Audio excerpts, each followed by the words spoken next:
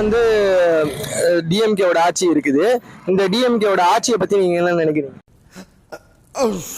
கொரோனால வந்த பாவம் அந்த நர்ஸுங்கெல்லாம் வந்து நான் வந்து நிரந்தரமா வேலையை நிரந்தரம் பண்றேன்னு சொன்னாங்க. அந்த பாவம் நர்சமாங்கெல்லாம் போய் போராட்டம் பண்ணுது.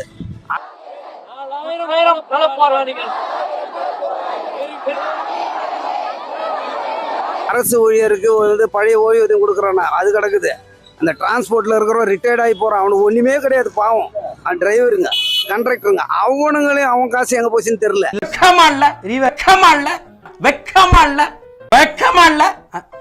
சரி, இதுக்கப்புறம் டிஎம்கே வேணாம்னு நினைக்கிறீங்க? ஐயோ வானாசாமி, அவங்க சாங்காத்தமே வேணாம் அவங்களுக்கு. கர்மா என்ன இப்படி நாருது? 4 வருஷம் டிஎம்கே ஆட்சி எப்படி இருக்கு அப்படிங்கிறது? மோசமா இருக்கு. எங்க வீட்டை ரோடு கூட பண்ண மாட்டாங்க. புரியுதுங்களா?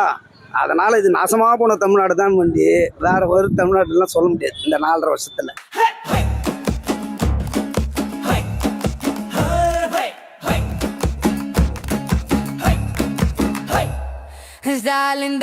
வந்தாரு அல்வா உருட்டி தந்தாரு.